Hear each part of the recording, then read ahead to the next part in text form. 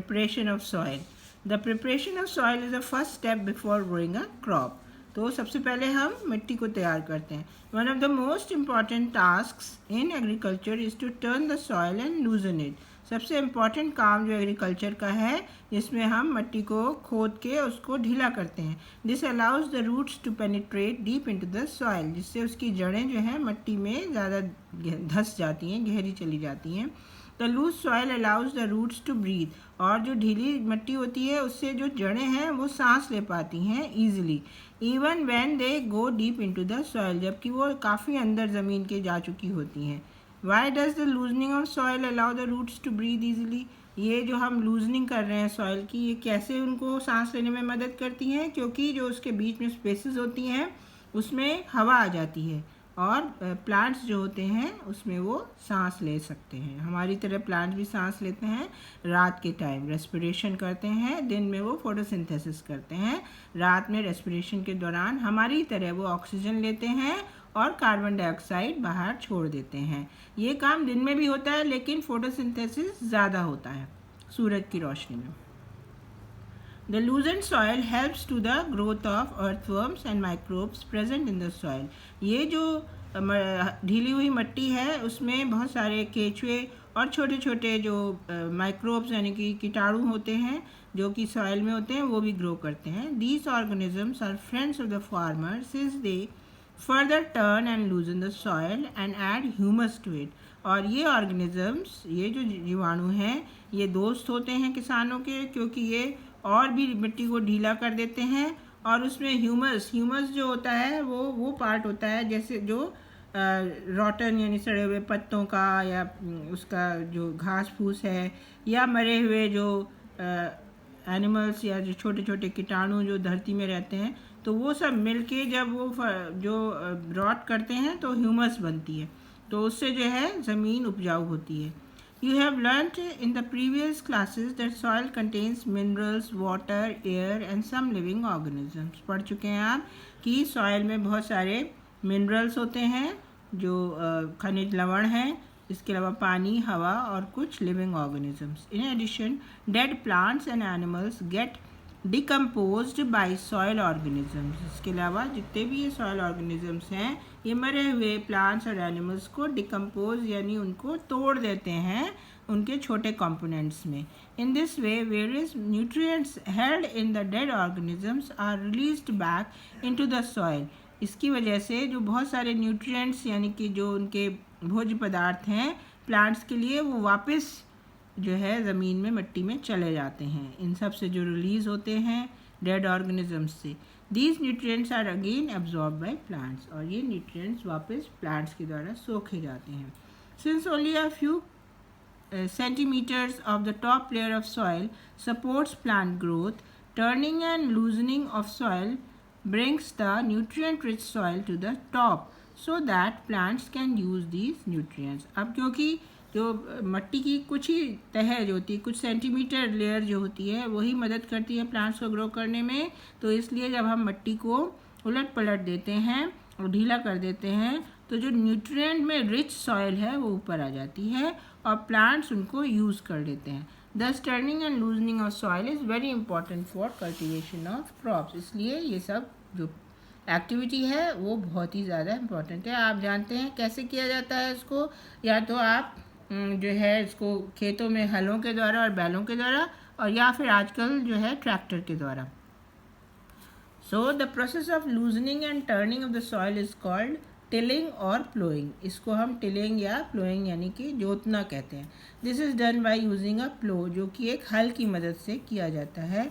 प्लोज are made of would और iron. ये प्लोज यानी हल जो है ये लकड़ी के या आयरन के यानी कि लोहे के होते हैं. If the soil is very dry it में नीड वाटरिंग बिफोर प्लोइंग. अगर सूखी है ज़मीन तो उसको पहले से वाटर करना पड़ता है, पानी देना पड़ता है इससे पहले कि उसे जोता जाए. द प्लोड फील्ड में have big pieces of soil called crumbs. अब जो जुत जाती है ज़मीन तो उसमें बड़े बड़े मिट्टी के टुकड़े होते हैं जिनको क्रम्स बोलते हैं.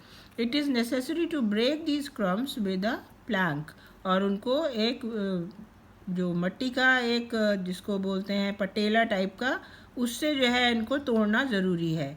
और उससे जो फील्ड है वो भी समतल हो जाती है। तो ये पटेला एक लकड़ी का बना हुआ बड़े से लकड़ी के टुकड़े से बनाया जा सकता है और वो भी बैलों की मदद से चला के और खेत को समतल किया जाता है। So the field is levelled for sowing as well as for irrigation purposes. तो सिंचाई के लिए भी और उसमें बीज उगाने के लिए भी जो भी खेत होता है उसको समतल कर लेते हैं। The levelling of soil is done with the help of a leveller. तो ये लेवलिंग जो है वो लेवलर की मदद से भी की जाती है। स्पेलिंग्स नोट करिए उनकी और सही सही स्पेलिंग लिखिए भी और याद भी करिए। Sometimes manure is added to the soil before tilling. कई बार जो खाद होती है उसको जोतने से पहले ही ऐड कर दिया जाता है। This helps in proper mixing of manure with soil. इससे जो है जो खाद जो है वो मिट्टी में अच्छे से मिक्स हो जाती है। The soil is watered before sowing. और इससे पहले कि उसमें बीज उगाया जाए उसमें पानी दिया जाता है। एग्रीकल्चरल इम्प्लीमेंट्स, हमारे पास कौन कौन से खेती के औजार हैं जो इस्तेमाल किए जाते हैं। Before sowing the seeds it is necessary to break soil to the size of grains to get a better yield. इससे पहले कि बीज बोए जाए ज़रूरी है कि मिट्टी को तोड़ लिया जाए छोटे छोटे दानों के आकार में, जिससे कि अच्छी उपज हो सके। यील्ड माने अच्छा आउटपुट हो मिल सके। This is done with the help of various tools. कई टूल्स होते हैं। The main tools use for this purpose are the plough, hoe and cultivator. इसमें आपको प्लो यानी हल और हो और एक कल्टिवेटर की ज़रूरत पड़ती है। प्लो, this is being used since ancient times for tilling the soil, adding fertilizers to the crop, removing the weeds, scraping of soil, etc. तो ये आप जानते ही हैं, हल से जो है हम क्या कर सकते हैं, उसमें हम फर्टिलाइज़र ऐड करते हैं, टिल करते हैं ज़मीन को, वीड्स रिमूव कर सकते हैं और सॉइल जो है उसको थोड़ा सा छील सकते हैं। This implement is made of wood and is drawn by a pair of bulls और other animals, horses, camels etcetera. हर एरिया में जो भी जानवर मिलते हैं उनके द्वारा हल चलाया जाता है, सिर्फ बैल ही नहीं बल्कि घोड़े या ऊँटों के द्वारा भी। It contains a strong triangular iron shaped strip called plough share. और ये एक ट्रायंगुलर आयरन की एक टुकड़ा होता है जिसको प्लो शेयर बोलते हैं। The main part of the plough is a long log of wood which is called a plough shaft. और जो उसका मेन पार्ट होता है वो एक लंबा सा एक शिफ्ट के आकार का होता है जो कि लकड़ी का बना होता है। इसको प्लो शाफ्ट बोलते हैं। आप ये यहाँ पर इसका फिगर बना लीजिएगा जिसमें आप देख पा रहे हैं। ये प्लो शेयर है, ये तिकोना है और ये मेटल का बना हुआ है और जो एक उसका जो बार है वो प्लो शाफ्ट कहलाती है। और इसको बीम पे लगाकर और बैलों के गले में डाल के बीम को और खेत को इसकी प्लो शेयर की मदद से जोता जाता है। There is a handle at one end of the shaft. Shaft के एंड में एक हैंडल होता है। The other end is attached to a beam which is placed on the bull's necks. दूसरा जो सिरा है वो बैलों के जो गले में डाला जाता है वो बीम होती है एक, वहाँ पे उसको रख दिया जाता है। One pair of bulls and a man can easily operate the plough. दो बैल और एक व्यक्ति आसानी से खेत जोत सकते हैं। The indigenous wooden plough is increasingly being replaced by iron plows nowadays. पहले लकड़ी के होते थे, अब ज़्यादातर मेटल के होने लग गए हैं। हो it is a simple tool which is used for removing weeds and for loosening the soil. हो means खुरपी। इससे बहुत आसान एक सादा सा टूल है जिससे कि हम घास पतवार निकालते हैं और ज़मीन को हम खोद भी सकते हैं। It has a long rod of wood और iron. और इसमें एक लंबी रॉड होती है लकड़ी की या लोहे की। Strong rod and bent plate और of iron is fix to one of its ends. एक चौड़ी और बड़ी बड़ी मजबूत किस्म की प्लेट उससे अटैच रहती है आयरन से, प्लेट ऑफ आयरन जो कि उसके एक एंड से अटैच रहती है। ये इस तरह की एक हो है, देखिए इसको भी आप फिगर बनाएंगे अपनी कॉपी में। तो इसमें ये एक बेंट प्लेट है और उसमें एक बीम है, ये बीम है, ये रॉड है और इसमें एक हैंडल है और ये उसका ग्रिप है। तो ये एक थोड़ा कॉम्प्लिकेटेड है, खुरपी से ज़्यादा खेती में ये काम आती है वीडिंग करने के लिए। It is pulled by animals, और ये भी जो है जानवर इसको ठेल सकते हैं। अब आते हैं हम कल्टीवेटर पे। Nowadays ploughing is done bye tractor driven cultivator. अब जो है प्लोइंग जो है कल्टीवेटर होता है एक, उससे की जाती है प्लोइंग, जिसको हम हैरो भी बोलते हैं। The use of cultivator saves labour and time. इससे बहुत ज़्यादा हमारे लेबर और समय की बचत होती है। सोइंग पे आते हैं यहाँ पर, बीज बोना। Sowing is the most important part of crop production. Before sowing, good quality seeds are selected. Good quality seeds are clean and healthy seeds of a good variety. Farmers prefer to use seeds which give a high yield. तो सबसे पहले बीज चुने जाते हैं जो कि बहुत अच्छी क्वालिटी के होने चाहिए और साफ़ सुथरे और स्वस्थ होने चाहिए और बहुत अच्छी उसकी वैरायटी होनी चाहिए। फार्मर्स को ऐसे सीड्स चाहिए जो इनकी यील्ड हाई हो, जो ज़्यादा उपज दे। जो आजकल हाइब्रिड सीड्स आ गए हैं जो हमारे एग्रीकल्चरल साइंटिस्ट्स ने बनाए हैं बाय डिफरेंट मेथड्स, तो वो यूज़ किए जाते हैं फार्मर्स के द्वारा। अब हम आते हैं activity 1.1। Take a beaker and fill half of it with water, put a handful of wheat seeds and stir well, wait for some time. Are these seeds which float on are there seeds which float on water. जो ख़राब seeds होते हैं तैरते हैं। Would these be lighter और heavier than those which sink. ये जो है हल्के होंगे उनसे जो कि डूब गए हैं। Why would they B lighter. हो सकता है अंदर से खोखले हो गए हों, कीड़ा लग गया हो, या पूरी तरह से डेवलप नहीं हो पाए हैं जिस वजह से हल्के हैं और ऊपर तैर के आ जाते हैं। Damaged seeds become hollow and are thus lighter before they float on water. तो डैमेज्ड माने जो ख़राब हो चुके हैं। This is a good method for separating good healthy seeds from the damaged ones. इससे हम अच्छे और बुरे सीड्स को अलग अलग कर सकते हैं। Before sowing, one of the important task is to know about the tools used for sowing seeds. अब जो है इससे पहले कि हम बुआई की बात करें, हमें पता होना चाहिए कि हम कौन से टूल्स हैं, जो औजार हैं, इस्तेमाल करते हैं बीज बोने के लिए। Traditional tool. The tool used traditionally for sowing seeds is shaped like a funnel. ये एक फनल की आकृति का होता है, यानी कि ये कीप जिसको बोलते हैं, जिससे हम तेल वगैरह भी पलटते हैं। तो the seeds are filled into the funnel. उस फनल में सीड्स को भर दिया जाता है और pass down through 2 or 3 pipes having sharp ends. और 2 या 3 पाइप से जिनके कि एंड काफ़ी शार्प होते हैं उनसे होके इन सीड्स को भेजा जाता है। These ends pierce into the soil and place seeds there. ये जो इसके सिरे होते हैं ये ज़मीन में धंसकर वहाँ पर बीजों को स्थापित कर देते हैं। ये पुराना मेथड था, लेकिन आजकल सीड ड्रिल्स काम में आते हैं।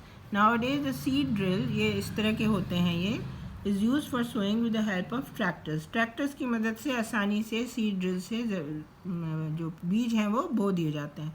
This tool shows the seeds uniformly eight proper distances and depths. ये जो टूल है ये बीजों को जो उगाता है वो बराबर दूरी पर और बराबर जो जितनी रिक्वायर्ड है उतनी ही गहराई में उनको स्थापित कर देता है ज़मीन में। It ensures that seeds get covered by the soil after sowing. ये भी देख लेता है कि जो बीज हैं वो मिट्टी से कवर हो गए हैं या नहीं, क्योंकि अगर कवर नहीं होंगे तो उनको चिड़िया इत्यादि खा जाएगी।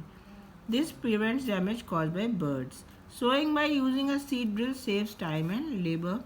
इससे भी हमारा समय और हमारे मेहनत की बचत होती है। An appropriate distance between the seeds is important to avoid overcrowding of plants. उनके बीच में बराबर दूरी होनी चाहिए, नहीं तो एक ही जगह वो उग के वहाँ पे वो बहुत ज़्यादा उग जाएंगे। तो this allows plants to get sufficient sunlight, nutrients and water from the soil. जब वो बराबर दूरी पर होते हैं तो उससे उनको पर्याप्त मात्रा में सूरज की रोशनी और जो उनके खाने, जो उनके जीने के लिए जो आवश्यक न्यूट्रिएंट्स है और पानी इत्यादि उनको मट्टी से मिल जाता है। Sometimes a few plants have to be removed to prevent overcrowding. कभी कभी कुछ पौधों को भी रिमूव कर देना पड़ता है जिससे एक ही जगह पे बहुत ज़्यादा ना हो जाए। Adding manure and fertiliser. Next step is, अब हम उसमें खाद या उसमें फर्टिलाइज़र्स जो कि केमिकल्स की हो सकती हैं उनको ऐड करते हैं। The substances which are added to the soil in the form of nutrients for the healthy growth of plants are called manure and fertilisers. ऐसे वो सारे सब्सटेंसेस जो कि मिट्टी में मिलाए जाते हैं उनके न्यूट्रिएंट्स के फॉर्म में, ताकि प्लांट्स हेल्दी हो सकें, उनको हम मैन्योर या फर्टिलाइजर्स कहते हैं। Soil supplies mineral nutrients to the crop. मिट्टी से ही जितने खनिज पदार्थ हैं वो क्रॉप को यानी फसल को मिलते हैं। These nutrients are essential for the growth of plants. ये उनके ग्रोथ के लिए ज़रूरी हैं। In certain areas farmers grow crop after crop in the same field. अब farmers जो है एक के बाद दूसरी क्रॉप उगाते हैं उसी खेत में। The field is never left uncultivated or fallow. तो ज़मीन कभी भी ऐसा नहीं होता कि उसमें कोई क्रॉप ना हो या ऐसी ऊसर पड़ी हो। Imagine what happens to the nutrients. तो फिर उन न्यूट्रिएंट्स का क्या होगा कि या तो उसको खरपतवार ले लेगी या फिर वो उसमें थोड़ा और ज़्यादा उनकी मात्रा हो जाएगी। Continuous growing of crops makes the soil poorer in certain nutrients. जब लगातार आप क्रॉप्स उगाते हैं तो कुछ न्यूट्रिएंट्स उसमें कम हो जाते हैं। Therefore, farmers have to add manure to the fields to replenish the soil with nutrients. इसलिए farmers को उनमें कोई ना कोई खाद ऐड करनी पड़ती है जिससे सॉइल जो है वो रिप्लेनिश यानी कि उसमें दोबारा से वो न्यूट्रिएंट्स आ जाएं। This process is called manuring. इसको हम मैन्योरिंग कहते हैं। इम्प्रॉपर और insufficient manuring results in weak plants. अगर आपने गलत तरीके से या अपर्याप्त मात्रा में खाद मिलाई तो जो प्लांट्स होंगे वो वीक हो जाएंगे। Manure is an organic substance obtained from the decomposition of plants or animal wastes. Manure यानी खाद क्या होती है? जो plants और animal wastes के decomposition यानी टूटने से जो बनती है, ये एक ऐसा ऑर्गेनिक सब्सटेंस है। What is manure? This is the question. Farmers dump plant and animal waste in pits at open places and allow it to decompose. तो ये बनाई कैसे जाती है कि जो प्लांट्स और एनिमल वेस्ट हैं उनको एक गड्ढे में जो है वो डाल के खुली जगह पे उसको अलाउ किया जाता है कि वो डिकम्पोज यानी सड़ सके या टूट सके। So the decomposition is caused by some micro organisms. ये जो टूटना होता है वो कुछ माइक्रो ऑर्गेनिजम्स सूक्ष्म जीवाणु जो होते हैं वो करते हैं, जो हमें दिखाई नहीं देते। The decompose matter is used as organic manure. और ये डिकम्पोज मैटर यानी कि खाद जब बन के तैयार हो गई तो उसको यूज़ किया जाता है। और वर्मी कंपोस्टिंग में क्या होता है कि उसमें केचुए डाल दिए जाते हैं। केचुए जो होते हैं वो खाद को बनाने में बहुत मदद करते हैं। जब खाद बनकर तैयार हो जाती है तो केचुओं को निकाल लिया जाता है और खाद को यूज़ कर लिया जाता है।